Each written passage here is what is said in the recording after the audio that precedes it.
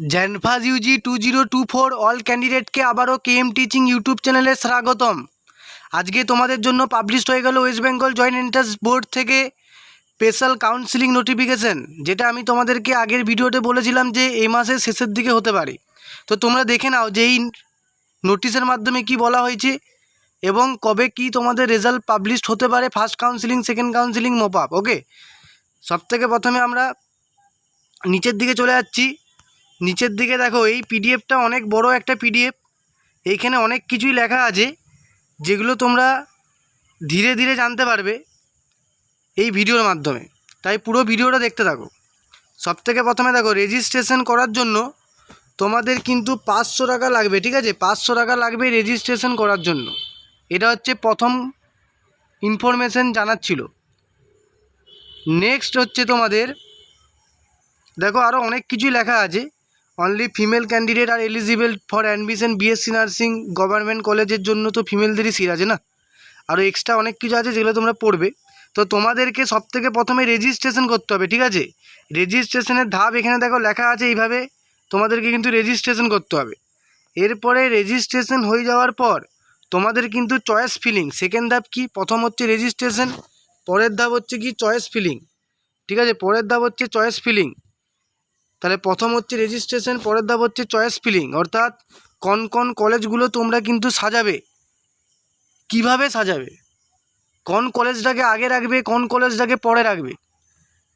কম rank করেও কিভাবে অনেকে ভালো কলেজ পায় না, আবার অনেকে একটু বেশি র্যাঙ্ক করেও মনের মতো কলেজ পেয়ে যায়। এগুলো নিয়ে আমাদের পরবর্তী ভিডিও আসবে, সবাই সাবস্ক্রাইব করে পাশে থাকো। তাহলে প্রথমে হচ্ছে রেজিস্ট্রেশন, পরবর্তীকালে চয়েস ফিলিং। চয়েস ফিলিং হয়ে যাওয়ার পরে কিন্তু চয়েস লকিং, এটা কিন্তু লাস্ট 2 দিন টাইম আছে, সেটা তোমাদেরকে আমি একটু বাদেই বলবো পুরো ভিডিওর মাধ্যমে, ঠিক আছে? এরপরে দেখো, চয়েস লকিং হয়ে যাওয়ার পর তোমাদের কিন্তু ফার্স্ট অ্যালটমেন্ট রাউন্ড, অর্থাৎ প্রথম যে কাউন্সিলিং তার রেজাল্ট বেরাবে, তার ডেট ঘোষণা হয়ে গেছে।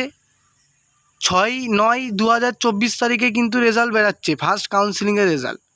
তো সেখানে তোমরা যদি চান্স পাও, সেই ক্ষেত্রে তোমাদের কিন্তু 1000 টাকার বিনিময়ে, এই যে 1000 টাকার বিনিময়ে তোমাদেরকে কিন্তু সিটটা এক্সেপশন করতে হবে। সেখান থেকে তোমরা কিন্তু একটা অ্যালটমেন্ট লেটার, এই যে অ্যালটমেন্ট লেটার তোমরা কিন্তু পাবে, যেটা তোমাদের কিন্তু ভর্তির সময় কাজে লাগবে।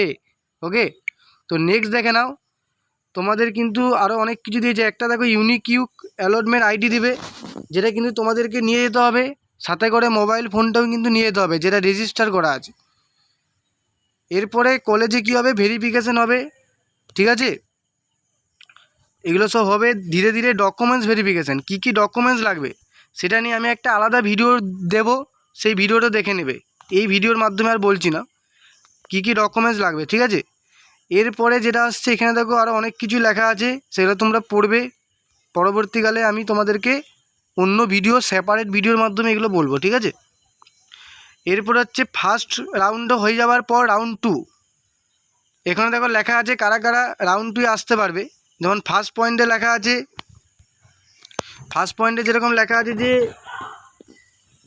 Those who did not get any allotment in round 1, যারা কিন্তু রাউন্ড 1 ডে কোনো রকম কোনো কলেজ পায়নি, এরকমভাবে সব কিছু লেখা আছে, একটু পড়ে নিও তোমরা।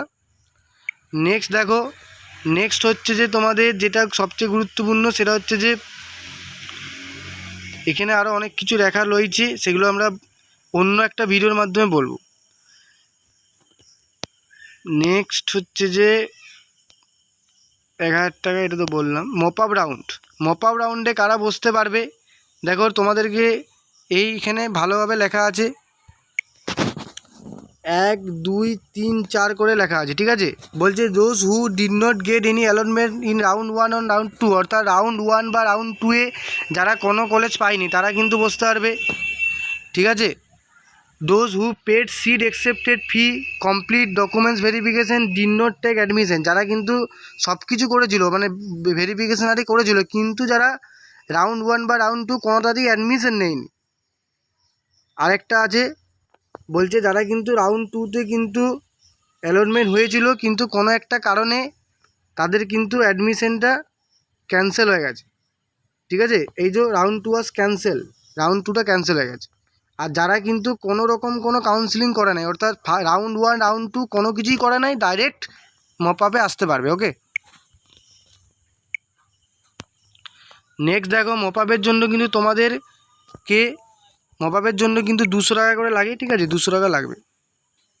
আর যদি কোনো নিউ ক্যান্ডিডেট যে হচ্ছে কোনো রাউন্ড 1 বা রাউন্ড 2 কোনোটাতেই বসেনি, তাহলে তার ক্ষেত্রে 700 টাকা লাগবে।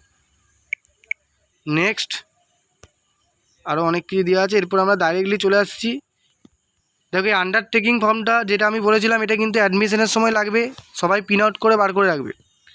নেক্সট হচ্ছে তোমাদের যে শিডিউল, সেটা দেখে নাও, ঠিক আছে। সবথেকে প্রথমে কি বললাম, সবথেকে প্রথমে হচ্ছে রেজিস্ট্রেশন পেমেন্ট, রেজিস্ট্রেশন ফি এবং চয়েস ফিলিং তোমাদের 30 তারিখ থেকে শুরু হচ্ছে, এই মাসের চলবে 4 তারিখ পর্যন্ত। এবং লাস্ট 2 দিন অর্থাৎ 3 তারিখ এবং 4 তারিখে তোমরা কিন্তু চয়েস লক করতে পারবে। ফার্স্ট কাউন্সেলিং রেজাল্ট 6 তারিখে বেরাচ্ছে। ফার্স্ট কাউন্সেলিংয়ের অ্যাডমিশন চলবে কিন্তু 6 থেকে 10 তারিখ। সেকেন্ড কাউন্সেলিং রেজাল্ট বেরাবে 12 তারিখে। সেকেন্ড কাউন্সেলিংয়ের কিন্তু ভর্তি প্রক্রিয়া চলবে 12 থেকে 18। নেক্সট হচ্ছে যে মপআপের জন্য চয়েস ফিলিং শুরু হবে 20 থেকে 22 তারিখ পর্যন্ত। নেক্সট হচ্ছে যে চয়েস ফিলিং চয়েস লকিংটা একটা দিনই করা হবে, চয়েস লকিং, সেটা হচ্ছে 22 তারিখ মপআপের জন্য। মপআপের রেজাল্ট হচ্ছে 24 তারিখ এবং মপআপে যারা চান্স পাবে তাদের ভর্তি প্রক্রিয়া চলবে 24 থেকে 27 তারিখ। অর্থাৎ এই মাসের সেপ্টেম্বরের 27 তারিখে কিন্তু সমস্ত কিছু কমপ্লিট হয়ে যাবে। তারপরে নভেম্বর মাস থেকে তোমাদের ক্লাস শুরু হওয়ার একটা প্রবাবিলিটি রয়েছে এবং তারপরে কিন্তু স্পট কাউন্সেলিং হবে, যারা যদি কোনো সিট ফাঁকা থাকে। সেটাও তোমাদেরকে আমরা কিন্তু এই ইউটিউব চ্যানেলের মাধ্যমে ভিডিও দিয়ে জানিয়ে দেব। তো সবাই সাবস্ক্রাইব করে পাশে দেখো, আরও অনেক ভিডিও আসবে এই সংক্রান্ত নিয়ে। ততক্ষণ তোমরা সবাই ভালো থেকো। Tata, bye bye.